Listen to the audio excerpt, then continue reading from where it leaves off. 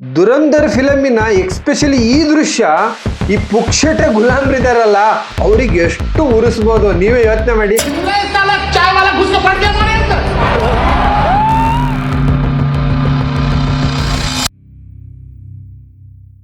Dhurandhar film ಅಲ್ಲಿ ಮೋದಿ ಪ್ರಧಾನಿಯಾಗಿ ಪ್ರಮಾಣ ವಚನ ಸ್ವೀಕಾರ ಮಾಡುವ ಸುದ್ದಿಯನ್ನ ಟಿವಿಯಲ್ಲಿ ಪುಕ್ಸಟೆಯಾಗಿ ನೋಡುತ್ತಾ ಕುಳಿತಿದ್ದ ಪಾಕಿಸ್ತಾನದ ISI ಮುಖ್ಯಸ್ಥ ಮೇಜರ್ ಇಕ್ಬಾಲ್ಗೆ ಅವನ ತಂದೆ ಹೇಳಿಸ್ತಾನೆ, ಅಲ್ಲೋ ಸಾವಿರಾರು ಕೋಟಿ ಹಣವನ್ನ ಭಾರತದ ಮೀಡಿಯಾಗಳಿಗೆ, ಸಮಾಜವಾದಿಗಳಿಗೆ, ಜಿಹಾದಿ ಜಾಲಗಳಿಗೆ, NGOಗಳಿಗೆ ಫಂಡಿಂಗ್ ಮಾಡಿದ್ದೇನೆ.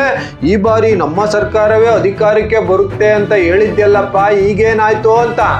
ಪಾಕಿಸ್ತಾನದ ಮೇಜರ್ ಇಕ್ಬಾಲ್ ಅವನ ತಂದೆ ಹೇಳ್ತಾ ಇರೋ ನಮ್ಮ ಸರ್ಕಾರ ಅದು ಯಾವುದು ಅಂತ ಪ್ರೇಕ್ಷಕರಿಗೆ ಅರ್ಥ ಆಗುತ್ತೆ ಅಲ್ವಾ.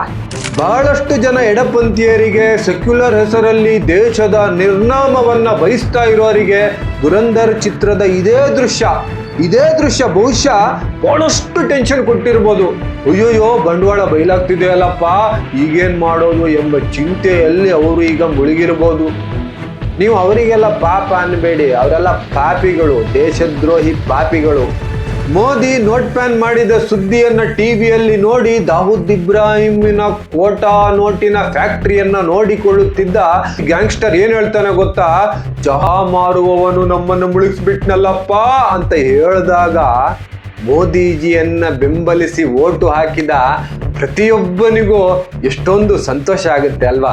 ದುರಂಧರ್ ಸಿನಿಮಾದ ಇನ್ನೊಂದು ದೃಶ್ಯದಲ್ಲಿ ಮೇಜರ್ ಇಕ್ಬಾಲ್ ಹೇಳ್ತಾನೆ, ಯಕ್ಕಶ್ಚಿತ್ ಒಬ್ಬ ಚಹಾ ಮಾರೋನು 16 ವರ್ಷಗಳಿಂದ ನಾವು ಭಾರತದ ಒಳಗೆ ಕಟ್ಟಿದ್ದಂತಹ ಉಗ್ರಗಾಮಿಗಳ ಎಕೋಸಿಸ್ಟಮ್ ಅನ್ನ ನುಚ್ಚುನೂರು ಮಾಡಿಬಿಟ್ನಲ್ಲ ಅಂತ ಹೇಳಿ ಒದಾಡ್ತಾನೆ.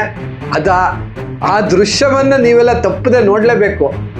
ಭಾರತದ ಮೇಲಿನ ನಮ್ಮ ಹಿಡಿತವನ್ನು ಹೀಗೆ ನಾವು ಕಳ್ಕೊಂತ ಹೋದ್ರೆ ನಾವೆಲ್ಲ ಸರ್ವನಾಶ ಆಗೋಗ್ಬಿಡ್ತೀವಿ ಅಂತೇಳಿ ಪಾಕಿಸ್ತಾನದ ಮೇಜರ್ ಇಕ್ಬಾಲ್ ಹೇಳ್ತಾನೆ.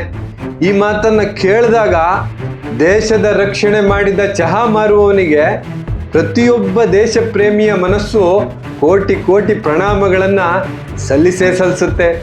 ಅಲ್ಲ, ಈ ಫಿಲಮ್ ಏನು ಮಾಡ್ತಪ್ಪ ಅಂದ್ರೆ ಭಾರತದ ಅನ್ನ ತಿಂದು ಭಾರತದ ವಿರುದ್ಧವೇ ಷಡ್ಯಂತ್ರ ಮಾಡ್ತಾ ಇರೋ ಎಡೆಚರ ಗ್ಯಾಂಗ್ ಹಾಗೂ ಅವರ ಪುಕ್ಸಟೆ ಎಕೋಸಿಸ್ಟಮ್ ಏನಿದೆ ಈ ಸಿನಿಮಾದಿಂದ ಬಹಳ ದೊಡ್ಡ ದಾಳಿಗೆ ಒಳಗಾಗಿದೆ. ಅವರ ದೇಶ ವಿರೋಧಿ ಷಡ್ಯಂತ್ರಗಳನ್ನು ಬಯಲು ಮಾಡಿದೆ. ಇನ್ಸ್ಟಾಗ್ರಾಮಿನ ಈ ರೀಲ್ಸ್ ಯುಗದಲ್ಲಿ 4 ಗಂಟೆಗಳ ಒಂದು ಫಿಲಮ್ ಮಾಡಬೇಕು ಅಂದರೆ ಅದಕ್ಕೆ ಹುಚ್ಚುತನ ಅಂತೂ ಇರಲೇಬೇಕ್ರಿ. ಅದ್ರ ಜೊತೆಗೆ ಅದನ್ನು ರಿಲೀಸ್ ಮಾಡಿ ಜನರನ್ನ ಒಂಚೂರು ಬೋರ್ ಮಾಡದ ಹಾಗೆ ಅವರನ್ನು ಸೀಟ್ ತುದಿಯಲ್ಲಿ ಕೂರಿಸಿ ಮುಂದೇನಾಗುತ್ತೆ ಅಂತ ಕಾಯೋ ಹಾಗೆ ಮಾಡಬೇಕು ಅಂದ್ರೆ ಅದಕ್ಕೆ ನಿಜವಾದ ಟ್ಯಾಲೆಂಟ್ ಕೂಡ ಇರಲೇಬೇಕು ಅಲ್ವೇ. ಹ್ಯಾಟ್ಸ್ ಆಫ್ ಟು ದುರಂಧರ್ ಫಿಲಮಿನ ನಿರ್ದೇಶಕರು ಹಾಗೂ ಅವರ ಸಂಪೂರ್ಣ ತಂಡಕ್ಕೆ ನಿಜವಾಗ್ಲೂ ಹೃದಯಪೂರ್ವಕ ಅನಂತ ಕೋಟಿ ಧನ್ಯವಾದಗಳು. ಈ ಫಿಲಮ್ ಅಲ್ಲಿ ಮತ್ತೊಂದು ಬಹಳ ಸ್ಪೆಷಲ್ ಆಗಿ ಎದ್ದು ಕಾಣೋದೇನೆಂದ್ರೆ ರಣಬೀರ್ ಸಿಂಗ್ ಅವರ ನಟನೆ ಅದ್ಭುತ. ಏನು ಈ ಪಾತ್ರ ಮಾಡಕ್ಕೆ ಅವರು ಹುಟ್ಟಿದಾರೆ ಅನ್ನೋ ರೀತಿ ಅವರು ಆಕ್ಟಿಂಗ್ ಮಾಡಿದ್ದಾರೆ. ಹಾಗಾದ್ರೆ ಈ ಚಲನಚಿತ್ರವನ್ನ ಯಾರು ನೋಡಬೇಕು?